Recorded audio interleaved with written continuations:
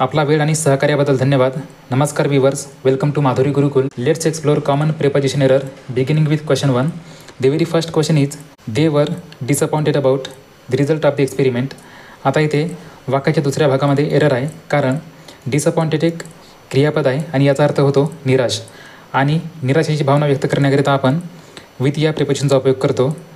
आणि त्याचप्रमाणे अबाउट या प्रिपोजिशनचा उपयोग चिंता व्यक्त करण्याकरिता केला जातो. पण दिलेल्या प्रश्नामध्ये आपल्याला डिसअपॉइंटेड म्हणजे निराशेची भावना व्यक्त करायची असल्यामुळे अबाउट या प्रिपोजिशनच्या ऐवजी विथ या प्रिपोजिशनचा उपयोग होईल आणि दिलेल्या वाक्याची योग्य रचना अशी असेल, they were disappointed with the result of the experiment.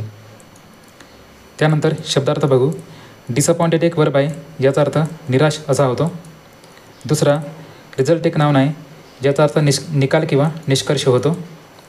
त्याचप्रमाणे एक्सपेरिमेंट एक नाउन आहे, याचा अर्थ प्रयोग होतो.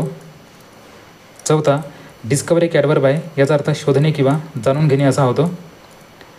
त्याचप्रमाणे पाचवा, दे एक प्रोनाउन आहे आणि तो इट या प्रोनाउनचा अनेकवचनी रूप आहे आणि याचा अर्थ ते किंवा त्या असा होतो. त्याचप्रमाणे शेवटचा, वर एक हेल्पिंग वर्ब आहे आणि याचा अर्थ होते किंवा होता असे होतो, आणि हा एक टू बी या क्रियापदाचा भूतकाळी रूप आहे. The first question is over. Now let's move on to the second question. The report focuses at the economic impact of the climate change. आता या प्रश्नामध्ये इथे फोकसेस ॲट द इकॉनॉमिकच्या ऐवजी फोकसेस ऑन द इकॉनॉमिक येईल, कारण focus या क्रियापदाचा अर्थ होतो लक्ष केंद्रित करणे, आणि लक्ष किंवा आकर्षण दर्शवण्यासाठी आपण ऑन या शब्दयोगी याचा उपयोग करतो. त्याचप्रमाणे ॲट या प्रिपोजिशनचा उपयोग विशिष्ट बिंदू किंवा लोकेशन स्पेसिफाय करण्याकरिता केला होतो. पण दिलेल्या प्रश्नामध्ये आपल्याला हवामानाच्या बदलत्या परिणामावर लक्ष केंद्रित करायचं असल्यामुळे फोकसेस ॲटच्या ऐवजी इथे फोकसेस ऑनचा उपयोग होईल, आणि दिलेल्या प्रश्नाची योग्य रचना अशी असेल, the report focuses on the economic impact of climate change. त्यानंतर शब्दार्थ बघू. रिपोर्ट एक नाउन आहे, याचा अर्थ अहवाल असा होतो. दुसरा, फोकस एक वर्ब आहे, याचा अर्थ लक्ष केंद्रित करणे असा होतो. तिसरा, इकॉनॉमिक एक ॲडजेक्टिव्ह आहे, याचा अर्थ आर्थिक होतो. चौथा, इम्पॅक्ट एक नाउन आहे, याचा अर्थ परिणाम असा होतो. Next question. She is responsible with the safety of her team. आता या प्रश्नामध्ये रिस्पॉन्सिबल एक ॲडजेक्टिव्ह आहे आणि याचा अर्थ होतो जबाबदारी, आणि जबाबदारीची भावना व्यक्त करण्याकरिता आपण रिस्पॉन्सिबल या ॲडजेक्टिव्हसोबत फॉर या प्रिपोजिशनचा उपयोग करतो. त्याचप्रमाणे विथ या प्रिपोजिशनचा उपयोग सहयोग व्यक्त करण्याकरिता किंवा सहयोग दर्शवण्यासाठी केला जातो. पण दिलेल्या प्रश्नामध्ये आपल्याला रिस्पॉन्सिबल म्हणजे जबाबदारीची भावना व्यक्त करायची असल्यामुळे इथे विथ या प्रिपोजिशनच्या ऐवजी फॉर या प्रिपोजिशनचा उपयोग होईल, आणि दिलेल्या प्रश्नाची योग्य रचना अशी असेल, she is responsible for the safety of her team. त्यानंतर शब्दार्थ बघू. रिस्पॉन्सिबल एक ॲडजेक्टिव्ह आहे, ज्याचा अर्थ जबाबदार असा होतो. त्यानंतर सेफ्टी एक नाउन आहे, याचा अर्थ सुरक्षितता होतो. त्यानंतर टीम एक समूहवाचक नाम आहे, कलेक्टिव्ह नाउन आहे, याचा अर्थ संघ किंवा समूह असा होतो. आणि शेवटचा, इज एक हेल्पिंग वर्ब आहे, याचा अर्थ आहे असा होतो, आणि इज एक टू बी या क्रियापदाचा वर्तमानकाळी एकवचनी रूप आहे. चौथा प्रश्न. He apologized about being late to the meeting. आता या प्रश्नामध्ये अपोलोजाइज्ड या क्रियापदाचा अर्थ होतो खेद प्रकट करणे किंवा माफी मागण्यासाठी याचा उपयोग केला जातो.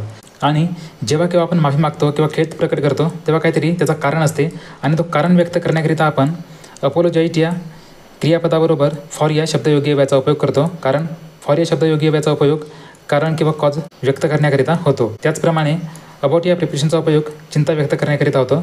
पण दिलेल्या प्रश्नामध्ये आपल्याला अपोलोजाइज्ड म्हणजे खेद प्रकट करण्याचा किंवा माफी मागण्याचा कारण व्यक्त करायचा आहे, आणि माफी मागण्याचा कारण आहे मीटिंगला उशीर झाल्याबद्दल. म्हणून इथे अपोलोजाइज्ड या क्रियापदाबरोबर अबाउटच्या ऐवजी फॉर या शब्दयोगी याचा उपयोग होईल, आणि दिलेल्या प्रश्नाची योग्य रचना अशी असेल, he apologized for being late to the meeting. त्यानंतर व्होकॅब्युलरी बघू. अपोलोजाइज एक वर्ब आहे, याचा अर्थ माफी मागणे किंवा खेद प्रकट करणे होतो. दुसरा, ही एक प्रोनाउन आहे, याचा अर्थ त्याने असा होतो. तिसरा, लेट एक ॲडवर्ब आहे, याचा अर्थ उशीर किंवा उशिरापर्यंत असा होतो. त्याचप्रमाणे मीटिंग एक नाउन आहे, याचा अर्थ सभा किंवा बैठक होतो. Next question. They are excited with the prospect of visiting a new country. आता या प्रश्नामध्ये एक्सायटेड विथच्या ऐवजी एक्सायटेड अबाउट येईल, कारण उत्साह किंवा चिंता किंवा चर्चेचा विषय व्यक्त करण्याकरिता आपण अबाउट या प्रिपोजिशनचा उपयोग करतो. त्याचप्रमाणे विथ या प्रिपोजिशनचा उपयोग एखाद्या व्यक्तीसोबत किंवा वस्तूसोबत असणारा संबंध व्यक्त करण्याकरिता केला जातो. पण दिलेल्या प्रश्नामध्ये आपल्याला एक्सायटेड म्हणजे उत्साह किंवा उल्हासाची भावना व्यक्त करायची असल्यामुळे आपल्याला इथे अबाउट या प्रिपोजिशनचा उपयोग करावा लागणार आहे. म्हणून इथे एक्सायटेड विथच्या ऐवजी एक्सायटेड अबाउटचा उपयोग होईल आणि दिलेल्या प्रश्नाची योग्य रचना अशी असेल, they are excited about the prospect of visiting a new country. त्यानंतर शब्दार्थ बघू. एक्सायटेड एक ॲडजेक्टिव्ह आहे, याचा अर्थ उत्सुक होतो. त्याचप्रमाणे प्रॉस्पेक्ट एक नाऊन आहे, याचा अर्थ संधी किंवा संभावना होतो. त्याचप्रमाणे व्हिजिट एक नाऊन आहे, याचा अर्थ भेट होतो. त्याचप्रमाणे न्यू एक ॲडजेक्टिव्ह आहे, याचा अर्थ नवीन असा होतो. 5वा दे एक प्रोनाऊन आहे, याचा अर्थ ते किंवा त्या होतो. आणि हा एक इट या एकवचनी सर्वनामाचा अनेकवचनी रूप आहे. त्याचप्रमाणे कंट्री एक कॉमन नाऊन आहे, याचा अर्थ देश किंवा प्रदेश होतो. Thank you for watching. If you found this video helpful, please like, share and subscribe to Madhuri Gurukul.